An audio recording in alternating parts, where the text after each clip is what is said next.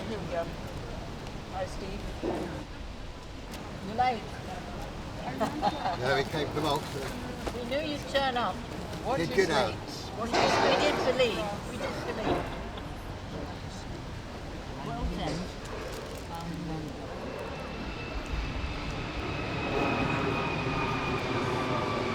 Viewers.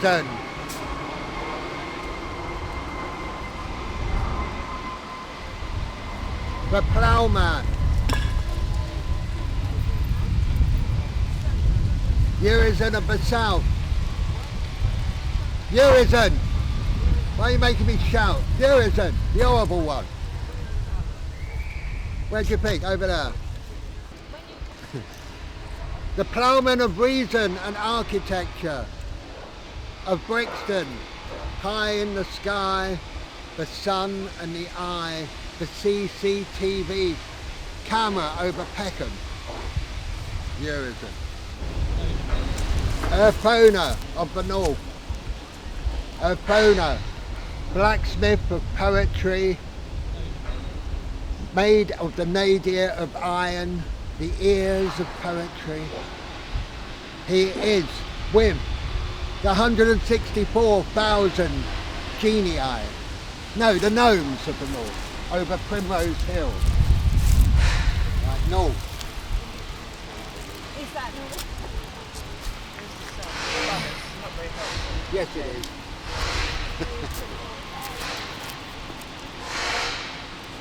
The mundane shell in which we all live. It's not the real world. This is the blue sky of the mundane shell. And when we die, we shall all be living in Blake's Golden Oozer in eternity.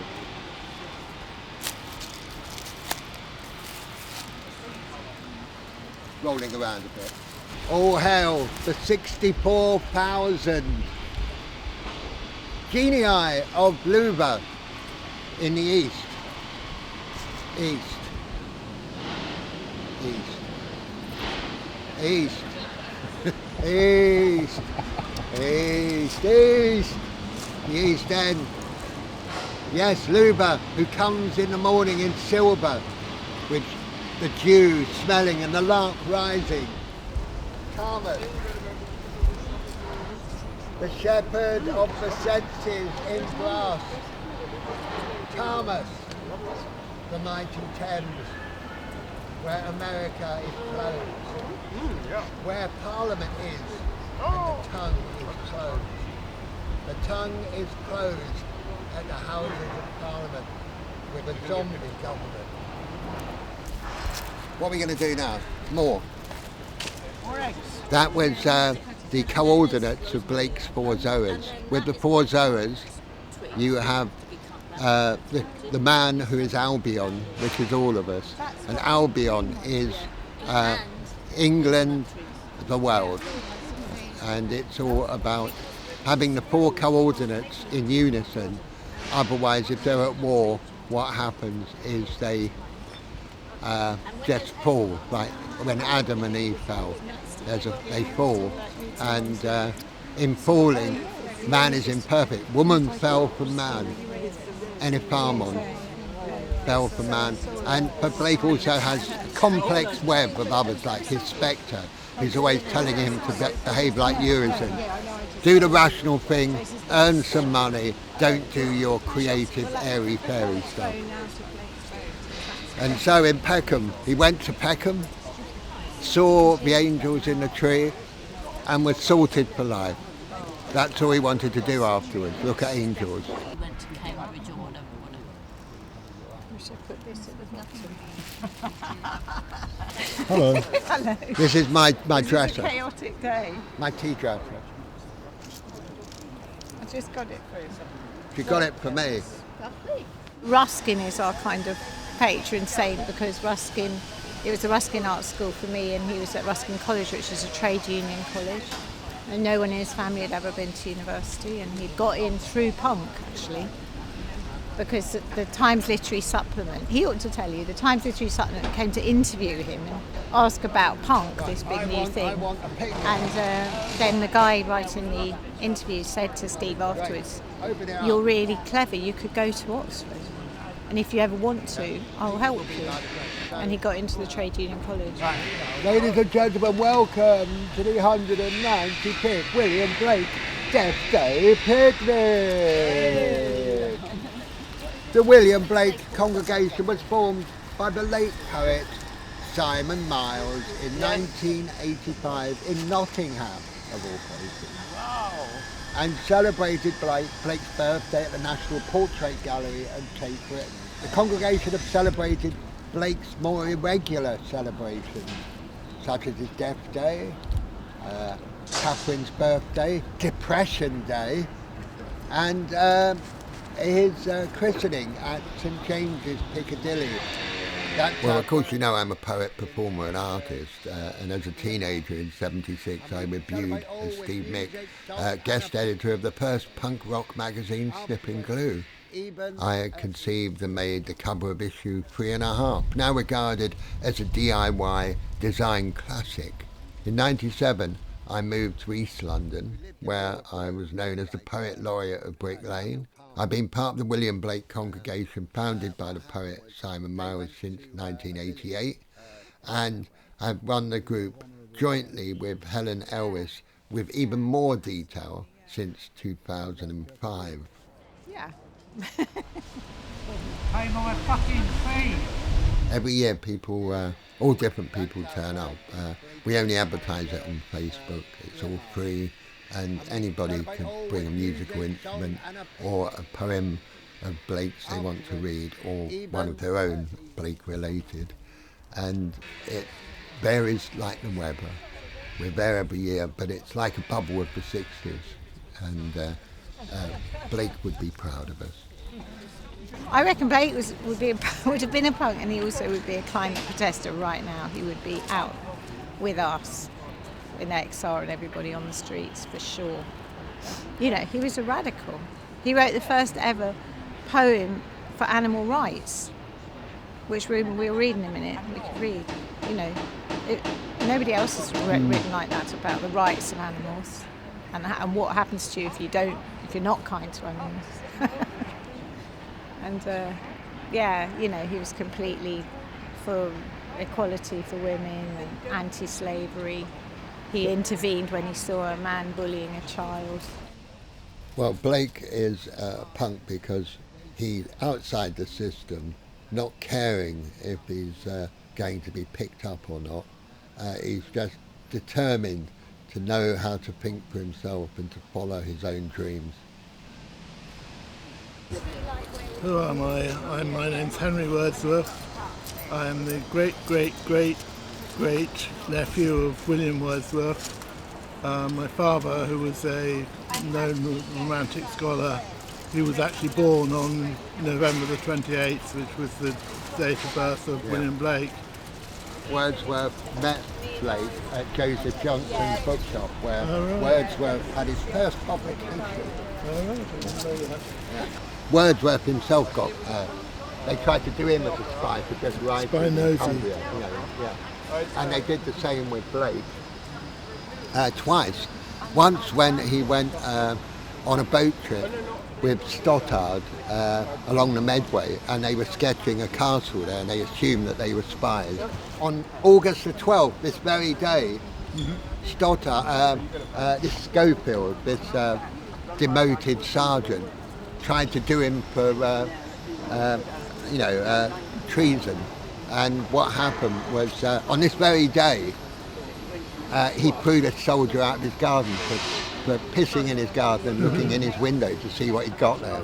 Blake dragged him to his billet, which was at the Fox Inn in near Bognor at Felpham. And then the soldier tried to do a trumped-up charge to get him. Wordsworth, when he was old, was famous, whereas Blake was considered a madman and unknown. Well, I shall read a poem of Blake first. My pretty rose tree. A flower was offered to me, such a flower as May never bore. But I said, I'm a pretty rose tree, and I passed the sweet flower o'er. Then I went to my pretty rose tree to rend her by day and by night. But my rose turned away with jealousy, and her thorns were my only delight. He had depression. He really suffered from despair. Or in his journal, he wrote on a day in January, I can't remember which date, from 2 p.m. till 6, despair. And he definitely suffered enormously, and also wasn't understood and felt rejected and not unsuccessful. He was furious about being so unsuccessful as an artist, and then about having bad critics. It's like having art critics totally take you apart. That's what happened to Blake. This horrible magazine called The Inquirer, this horrible guy called Leigh Hunt, who Blake puts then, all these enemies he puts in his poems, which is a great thing to do, isn't it? So all the really bad people have actually got the names of people who've upset Blake during his life.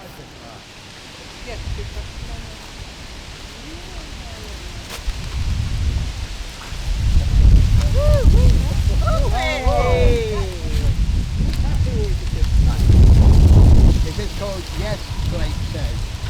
As we stand on the brink of the abyss of the sixth mass extinction, I'm watching the polyputs of the greasy fossil fuel industry oiling governments and corporations in radio interviews, and radio interviewers saying, "Oh, is it wildfires, really? Is it really due to global warming?" Yes, Blake says, yes. Is Britain withering up under 40 degrees due to climate change? Yes, says Blake, yes. The oily, greasy oligarch, the murderers of the fossil fuel industry, could have done something 30 years ago, but chose not to. So they could buy bigger mansions and bigger super yachts. They're murdering the global south, and now Britain is catching up, while stupid Musk and Bezos think they can escape to live on Mars as the earth lays dying. The dawn chorus of the lark rising, and all the birds and the plants awakening to the dew of the silver east, and the smell of freshness and the sharp air has long been polluted. Louvre's blood robes in the pushing up sun are the crucifixions of the fossil fuel industry now. When Blake died, he saw the golden bar of the Thames out of his window. That same Thames is shrinking now as we speak, and one day will be a piddly little river 30 miles long. Bar the floods, which will wreak everything into a new havoc, because the monsoons of monsoons are coming soon, and the ground's too hard to let it soak through and fertilise the good earth. Welcome to the future, the famine times. Blake, alive today, would be standing shoulder to shoulder with XR, Insulate Britain and Just Stop Oil. Kick out the greasy polypus of the oligarchs. Hi, oh, Roger's here. Hi there. Nice to see you. Good to see you. Hello, hi. It's the best place to be in, isn't it? It's nice, nice and shady. Yeah, very nice.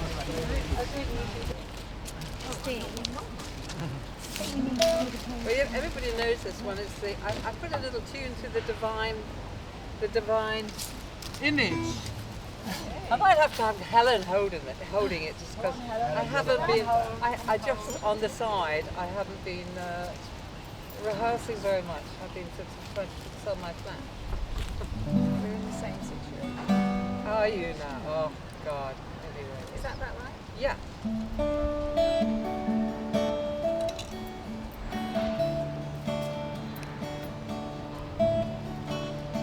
To mercy, pity, peace and love, for pray in their distress.